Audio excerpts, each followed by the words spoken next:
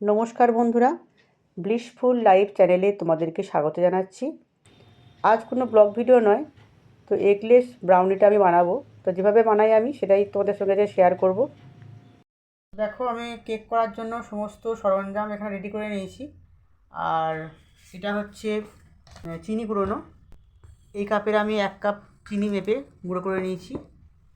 আর এইটা হচ্ছে 1 কাপ ময়দা নিয়েছি। এখানে নিয়েছি 1/4 কাপ অয়েল, হোয়াইট অয়েল। আর এটা নিয়েছি 1/4 কাপ কোকো পাউডার। তো এরপর সমস্ত কিছু উপকরণ মেশাবো। এখানে ডিম ছাড়া করবো, এটা নিরামিষ হবে। তো আমি তেলটা দিয়ে দিচ্ছি ফার্স্ট এর মধ্যে।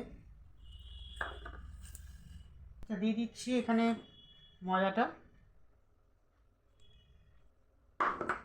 এর মধ্যে দিয়ে দিচ্ছি কোকো পাউডারটা,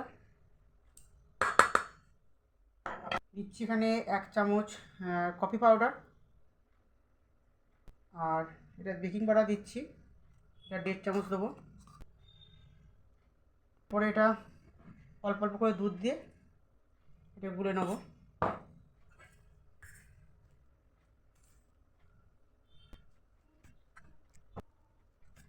আমার আরও দুধ লাগবে, 1 কাপ দুধ দিয়েছি এর মধ্যে।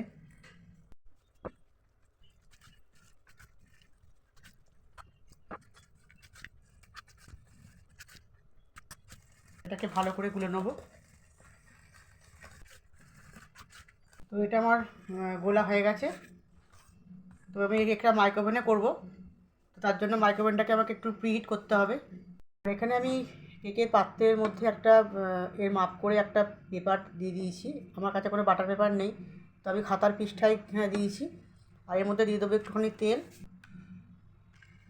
দিয়ে তেলটা ভালো করে ব্রাশ করে দেবো সব দিকটা।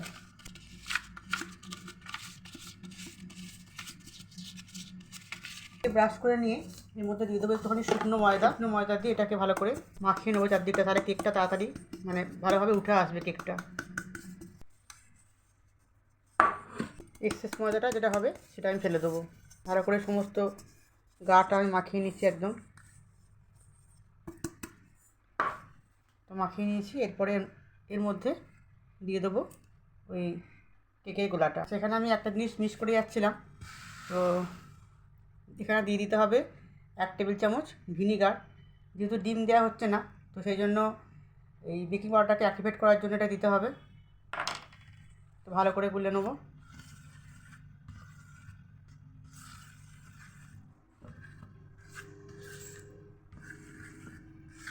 এবার ঢেলে দিচ্ছি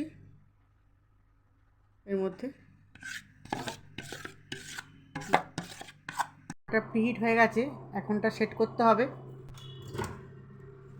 এর মধ্যে প্রথমে দিয়ে দেবো আমি আমি দিয়ে দেবো এইটা।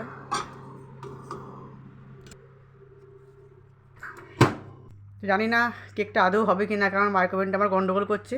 তো দেখা যাক কি। তো শেষ পর্যন্ত মাইক্রোওভেনে কেকটা হলো না, অর্ধেক হয়ে অফ হয়ে গেল। আবার গ্যাসে এসে বসালাম, তো কেকটা অফ হয়ে গেছে। দেখো কেমন হয়েছে। এটা বার করে নিই, ঠান্ডা হয়ে গেছে এখন। তো এটা আবার যখন কাটবো তখন তোমাদের দেখাবো কেমন হয়েছে ভেতরটা। কেকটা যদি মাইক্রোওভেনে করতে চাও তাহলে 180 ডিগ্রি সেন্টিগ্রেডে 10 মিনিট প্রিহিট করে নিয়ে তারপর কনভেকশন মোডে 180 ডিগ্রি সেন্টিগ্রেডে এটা বেক করতে হবে। আর যদি গ্যাসে করতে চাও তাহলে কোনো বড় হাঁড়ি বা ডেকচির মধ্যে একটা স্ট্যান্ড বসিয়ে তার উপর কেকের পাত্রটা বসাতে হবে।